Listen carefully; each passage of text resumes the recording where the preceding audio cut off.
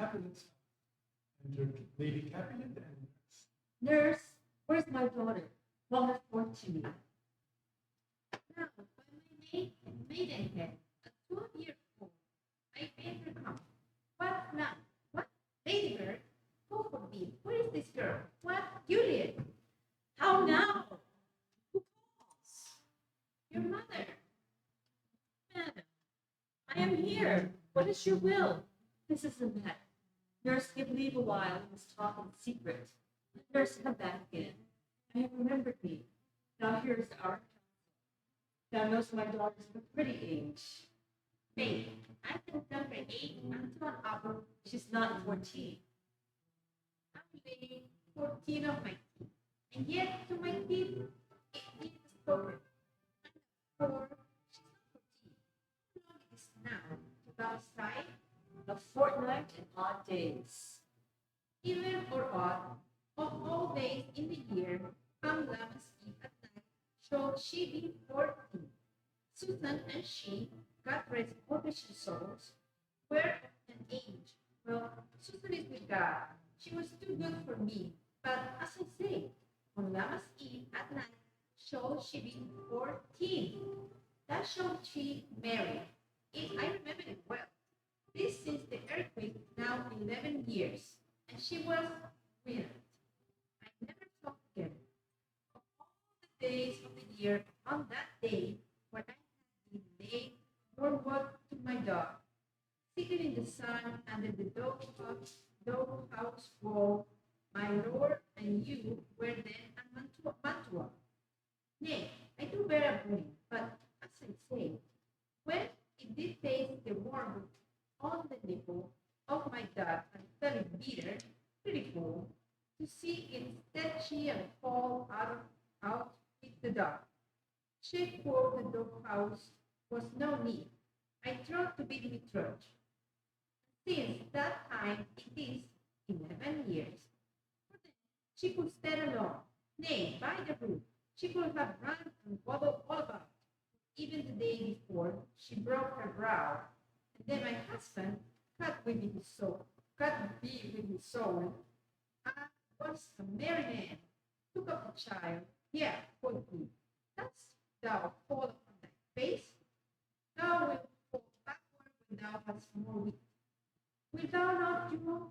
And by my holiday, the pretty wet wretch let cry and say, I, see now a jest shall come about. I warrant, I live 1,000 years, never shall forget it. Wilt thou not do? He, and to the fool, it hinted and saying, hey, Enough of this, I pray thee. Hold thy peace. yes, madam, yes, yet I cannot choose my love.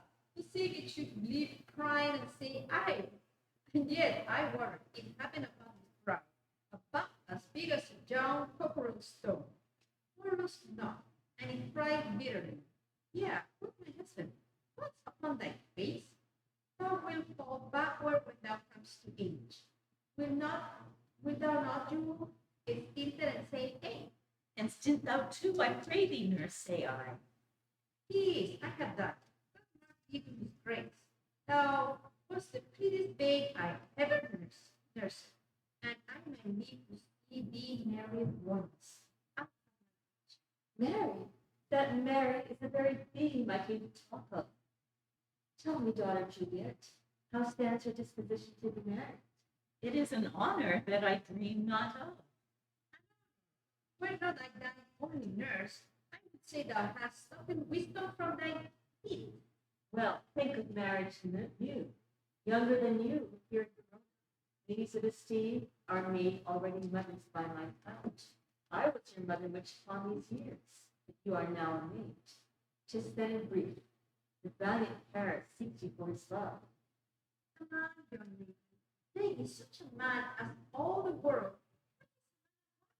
Verona summer hath not such a flower.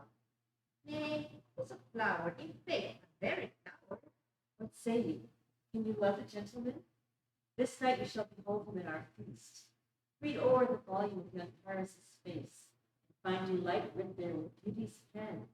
Examine every married lineament, and see how one and Netherlands content, and what obscured in this fair volume lies, find written in the margins of his eyes. His precious book of love, his unbound lover, to beautify him only lacks a cover. Fish live in the sea, and 'tis much pride, for fair within the fair, within to hide. That book in many's eyes doth share the glory, that gold clasp locks in the golden story. So shall you share all that you possess by having him, making yourself no less. Noble, name, figure, woman brought by Speak quickly. Can you light the Paris of love? I'll look to light, if looking like a moon, but no more deep will I endart mine eye, than your consent gives strength to make it fly. Saya kegiatan sahabat young lady up for fee with my nurse. Wait a minute, this one. Sorry, first in the pantry and everything is in the grounding. I must head to wait. I think you fellow straight. We follow thee. Juliet, the county stays. Oh, girl, 649 happy days. Scene 4, Street. Romeo, Mercutio, Benvolio, the 5 or 6 Jaspers, fair than other. What shall this speech be spoke for our excuse? Or shall we on without follow?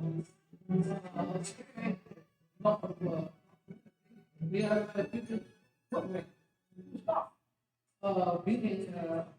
beating bow black scarily much of the book from spoke after the what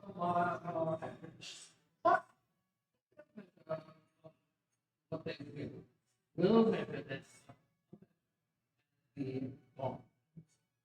Give me a torch. I am not for dissembling. Being but heavy, I will bear the light. Hey, gentle Romeo, we must have you dance. Not I, believe me. You have dancing shoes with nimble soles. I have a soul of lead, so stakes me to the ground. I cannot move. You are a lover. Borrow Cupid's wings and soar with them above the common bound. I am too sore pierced with his shaft to soar with his light feathers. So bound I cannot bound a pitch above dull wool. Under love's heavy burden do I sink. And to sink in it, should you burden love, too great oppression for a tender thing. Is love a tender thing? It is too rough, too rude, too boisterous, and it pricks like thorn. If love be rough with you, be rough with love. Prick love for pricking, and you beat love down. Give me a case to put my visage in, a visor for a visor. What care I with curious eye doth quote deformities? Here are the beetle brows shall blush for me. Not that no sooner is taken or to his legs. A torch for me, let wantons light upon. Tickle the senseless rushes with their heels. For I am proverb with a grandsire. I'll be candle holder and look on. The game was near to bear, and I am done. Todd, done's the mouse, the constable's own word. If thou art done, we'll draw thee from the mire of this surreverenced love, wherein thou stickest up to the ears. Come, we'll burn daylight, whole. Nay, that's not so. Sir, in delay, we waste our lights in vain, like lamps by day. Take our good meaning, for our judgment sits 5 times in that ere once in our 5 wits. And we mean well in going to this mask. But 'tis now a wit to go. Why? May one ask? I dreamt of dreams. And so did I, Well, what was yours? that dreamers oft lie. Bed, sleep, while they do dream things true. Oh, then, I see Queen Moth hath been with you. She is the fairy's midwife. She comes in the shape no bigger than an agate stone on the forefinger of an alderman, drawn with a team of little anatomies, athwart men's noses as they lie asleep. Her wagon spokes made of long spiders' legs. They cover the wings of the grasshoppers, the traces of the smallest spider's web. The collars of the moonshine bear watery beams, her whip of cricket's bone and lash of film. Her wagoner, a small gray-colored gnat, not so big as a round little worm, driven from the lazy finger of a maid. Chariot, an empty hazelnut, made of the joiner's squirrel or old rub. Time out of mind, the fairy's coachmakers. And in this state she gallops night by night through lovers' brains. And then they dream of love, or courtiers' knees that dream on curtsies straight, or lawyers' fingers who straight dream on fees, or ladies' lips who straight on kisses dream, which oft the angry mob with blisters plagues, because their breaths with sweetmeats tainted are. Sometimes she gallops o'er her courtier's nose, and then dreams he of spelling out a suit. And sometimes comes she with the thight pigtail, tickling the parson's nose as he lies asleep. Then dreams he of another benefice. Sometimes she driveth over a soldier's neck, and then dreams he of cutting foreign throats, of breeches, ambuscatos, Spanish blades, of helts, 5 fathom deep, and then anon drums in his ear, at which he starts and wakes, and being thus frightened swears a prayer or two, and sleeps again. This is that very mob that plats the manes of horses in the night, and bakes the elf flocks foul sluttish hairs, which once untangled much misfortune bodes. This is the hag, when the maids lie on their backs, that presses them and learns them first to bear, making them women of good carriage. This is she. Peace, peace, Lucretio, peace. Thou talkest of nothing. True, I talk of dreams, which are the children of an idle brain, begot of nothing but vain fantasy, which is as thin of substance as the air, and more inconstant than the wind, moves even now the frozen bosom of the north, and, being angered, puffs away from thence, turning its face to the dew-dropped south.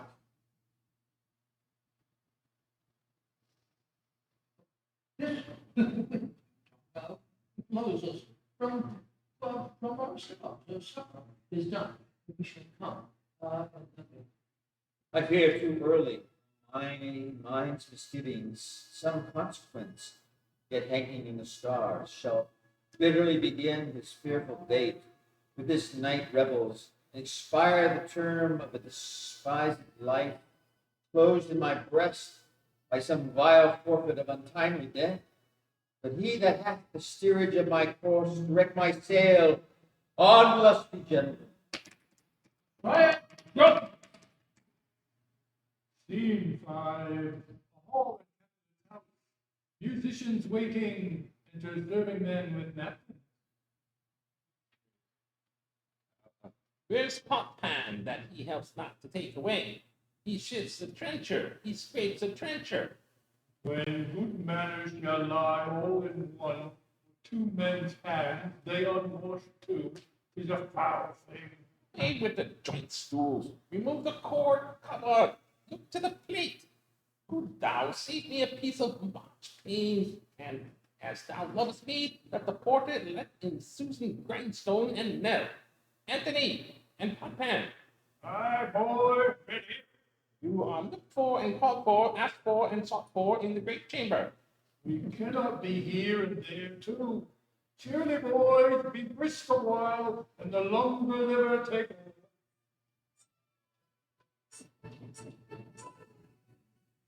Welcome, gentlemen. Ladies that have their toes unpaved with horns will have a bout with you. My mistresses, which of you all will now tonight the dance? He that makes dainty, she Am I come near you now? Welcome, gentlemen. Seen today that I have worn a visor. Could tell a whispering tale in a fair lady's ear, such as would please. 'Tis gone, 'tis gone, 'tis gone. You're welcome, gentlemen. Come, musicians, play. A hall, a hall. Give room and footing, girls. We're like knaves. Turn the tables up. Quench the fire. The room is grown too hot. Scrub. This son looks for sport comes well. Nay, sit, nay, sir, good cousin Captain. You and I are past our dancing days. How long is it now since you last yourself and I learned to dance? Goodbye, lady, 30 years. What? It's not so much. It is not so much. Tis the nuptial Lucentio. Come hand across as quickly as it will, some 5 and 20 years. Then we last. Tis more. His son is 30. Will you tell me that? His son was but a ward 2 years ago. What lady is that? Which doth enrich the hand of yonder man? I'm not sir. Oh, she doth teach the torches to burn bright. It seems she hangs upon the cheek at night like a rich jewel in an Ethiop's ear. Beauty too rich for use, for her too dear. So shows a snowy dove truly proves, as yonder lady o'er the pillow shows. The measures done, I'll watch her place stand, and touching her make blessed my rude hand. Did my heart love till now? Forswear its sight, for I never saw true beauty till this night. This highest voice should be of a multitude. Be my dagger, boy. There's the slave come hither, covered with ancient face. To and are sworn with our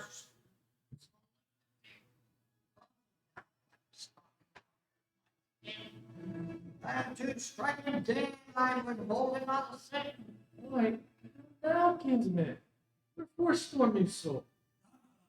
This is the Montague, our foe, a villain that is hither come in spite to scorn at our sunlight solemnity this night. Young Romeo? Is he that slain Romeo? Content ye, gentle cuz, let him alone. There's him like a port of a gentleman. Say true, Roman brags of him, be a virtuous and well-governed Jew. I would not for the wealth of all this town, here in my house, do him discouragement. Therefore be patient, take no note of him. It is my will, which if thou respect, show a fair present. Throw off these frowns, and it will be seeming semblance for a feast. 'Tis a shame. Fits. Patience perforce. It fits. And such a villain as a guest shall not endure him. He shall be endured. What goodman, boy? I say he shall. Go to. Am I the master here or you? Go to. Shall not endure him. You'll not. God shall mend my soul. You'll make a mutiny among my guests. Will set cock a hoop. You'll be the man. It's a shame. Go to. You're a sauce. This trick my chance gave you, I know what. You must contrary me. Marry, this time. Will said, my heart, you are pridcocks. Go. Be quiet, or more like for shame. Make you quiet. What? Cheerily, my hearts. Patience perforce with a willful honor meeting. Makes my flesh tremble at their different greed. Withdraw. This intrusion shall, now seeming sweet, convert to bitter thought. If I profane with my unworthiest hand this holy shrine, this gentle fine as this, my lips, two blushing pilgrims, ready stand to smooth that rough touch with a tender kiss. Good pilgrim, you do wrong your hand too much, which mannerly devotion shows in this. For saints have hands that pilgrims' hands do touch, and palm to palm as holy palmers kiss. Have not saints lips, and holy palmers too? I, pilgrim, lips that they must use in prayer. Oh, then, dear saint, let lips do what hands do. They pray, grant thou, lest faith turn to despair. Saints do not move, though grant for prayer's sake. Then move not whiles my prayers and decks I take. Thus from my lips by thine my sin is purged. Then have my lips the sin that they have took. Sin from my lips? Oh, trespass sweetly urged. Give me my sin again. You kiss by the book. Madam, Madam, your mother prays some word with you. what is your mother? Mary, bachelor, her mother is the lady of the house, a good lady, a wise and virtuous, and and her daughter, that you talk with all. I tell you, he that can lay hold of her shall have change. Is she a Capulet? Oh, dear account, my life is my foe's debt. You go. Oh, wait, hang on. The store's at the best. I, so I fear the Moors my unrest. Nay, gentlemen, prepare not to be gone. We have a trifling, foolish banquet towards. Is it even so? Why then, I thank you all. I thank you, honest gentlemen. Good night. More torches here. Come on. Then let's go to bed. Ah, Sarah, by my faith, wax is late. I'll to my rest. Come hither, nurse. What is yonder gentleman? Son and heir of all Tiberio. What's he that now is going out of door? Mary, that I say to be young Petruchio. What's he that follows there, that would not dance? Go ask his name. If he be married, my grave is like to be my wedding bed. His name is Romeo, and Montague, the only son of your great enemy. My only love sprung from my only hate? Too early seen unknown, and known too late? Prodigious birth of love, it is to me that I must love a loathed enemy. What is this? A rhyme I learned even now, of one I danced withal. One calls within Juliet. Anon. Come, let's get away. The strangers are all. Act two, prologue, entry the